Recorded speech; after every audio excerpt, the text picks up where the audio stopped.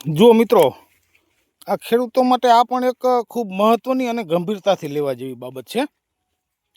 જો આ ઉપરની જે કંઈ કપાસ જે કે બીટીની જે કંઈ ડૂંકું છે ને મિત્રો, એ જ્યારે આપણો કપાસ 3 થી 3.5 ફૂટની હાઈટે આવે ને ત્યારે એને ફરજિયાત આ પ્રકાર જે કંઈ ઉપરની જે કંઈ ડૂંક છે એની ફૂટ એ ફરજિયાતપણે કાપી લો ને મિત્રો, તો ઉત્પાદનમાં 1.5 થી 1.5 ફેર પડશે. મિત્રો આ આપણે સ્વ અનુભવે કહીએ છીએ, કારણ કે બીટીની અંદર ઊંચાઈ કરતાં પહોળાઈનું મહત્ત્વ થોડુંક વધારે હોય છે મિત્રો. ઘણા મિત્રો કપાસ થોડો મોટો અને માથોડું થઈ જાય એટલે ખૂબ હરખાતા હોય કે આપણો કપાસ સારો છે, પણ એ કપાસમાં તમારે જોવાનું એની ઊંચાઈ કરતાં જો પહોળાઈ વધારે હશે ને કપાની, તો જ એમાં ઉત્પાદન સારું આવશે. આ તમે જુઓ, અત્યારે 45 થી 60 દિવસ એટલે કે ફ્લાવરિંગ સ્ટેજની અવસ્થાએ જ્યારે આપણો બીટી આવે ત્યારે આજે એની ઉપરની આમ તો અત્યારે આપણે પિયત આપ્યા હોય અને ખાતર પણ આપ્યા હોય એટલે કપાસની જે કંઈ ઉર્જા, એની જે કંઈ તાકાત, એનર્જી છે એ મિત્રો એ વધવા તરફ હોય છે. પણ એના કરતાં જો આને ડૂક કાપી લેવામાં આવે તો પછી એની જે કંઈ એનર્જી છે એ ફ્લાવરિંગ તરફ ડાયવર્ટ થતી હોય છે.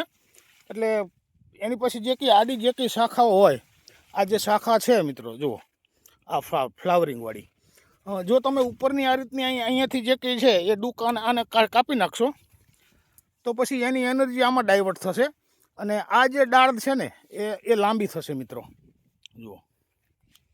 અને એ લાંબી થશે ને એટલે સાચો માલ એમાં જ લાગતો હોય છે. જો અહીંયા જીંડવા થવાની શરૂઆત થઈ ગઈ છે.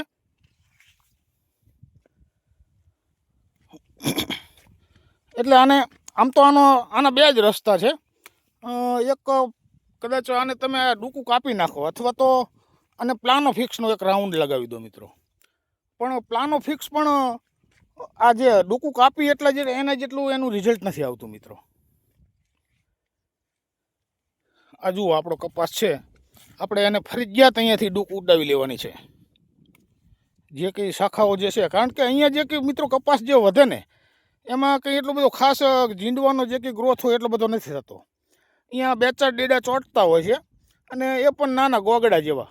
જે આ થડનો જે કંઈ માલ થતો હોય એ પ્રમાણે એમાં નથી થતો હોતો જુઓ. એટલે હવે અત્યારે આ જે કપાસ જે છે એ ફ્લાવરિંગ અવસ્થાએ છે અને એને આ પ્રકારની ડૂકો કાપી નાખવી એ ખૂબ જ હિતાવહ છે જુઓ.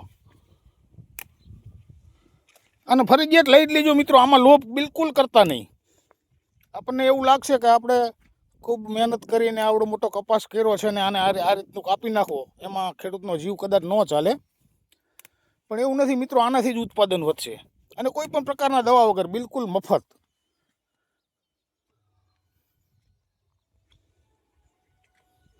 જુઓ અત્યારે આપણે પિયત આપી દીધું છે અને ખાતર પણ આપ્યા છે, એટલે કપાસની અત્યારે જે યુવાની જે છે ને એ પૂરજોશમાં છે. અને આ બધું બીટી જે કંઈ કપાસ છે મિત્રો એ 120 દિવસની આજુબાજુ એની આયુષ્ય હોય છે. અને ત્યાં સુધીમાં જે કંઈ ઉત્પાદન આવવાનું હોય, જે કંઈ માલ કે જીંડવા બનવાના હોય એ બની જતા હોય છે. પછી એની જ્યારે આયુષ્ય પૂરું થાય ને તમે 90 દિવસે કોઈ જે કંઈ ટ્રીટમેન્ટ કે આ રીતનું કરો એનો કોઈ મતલબ નથી. એટલે એને 60 દિવસે જે કંઈ પૂરક ખાતરો આપવા હોય કે આ પ્રકારની જે કંઈ ટ્રીટમેન્ટ કરવી હોય એ કરી લેવી. આ હમણાં આમાં માલ બની જશે. અને બીજા નંબરની મહત્ત્વની બાબત તો એ છે કે આપણે ડૂકું કાપીએ ને એટલે એની જે કંઈ શક્તિ કે જે કંઈ છોડની એનર્જી જે છે ને એ મિત્રો એના થડ તરફ થતી હોય એટલે પછી એનું થડ પણ ખૂબ મજબૂત થતું હોય છે. જે વધારે પ્રમાણમાં વરસાદ આવે કે વાવાઝોડું આવે તો પણ એની સામે ઝઝૂમી શકવાની તાકાત એ છોડમાં જો થડ જાડું હશે તો આવશે. જો અત્યારે આ ફ્લાવરિંગ સ્ટેજ ઉપર આપણો બીટી છે અને એમાં જીંડવા બનવાની પણ શરૂઆત થઈ ગઈ છે.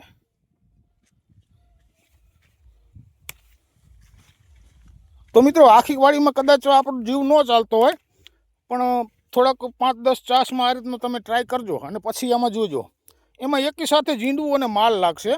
એટલે આપણને આમ તો વીણવામાં થોડી સરળતા રહેશે, કારણ કે જીંડવું એક સાથે બનશે, થોડું મોટું બનશે, ક્વોલિટીવાળું બનશે.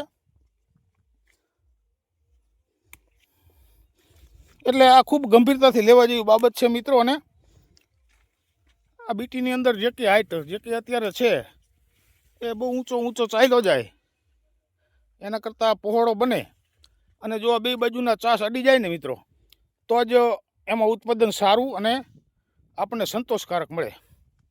જે આભાર મિત્રો.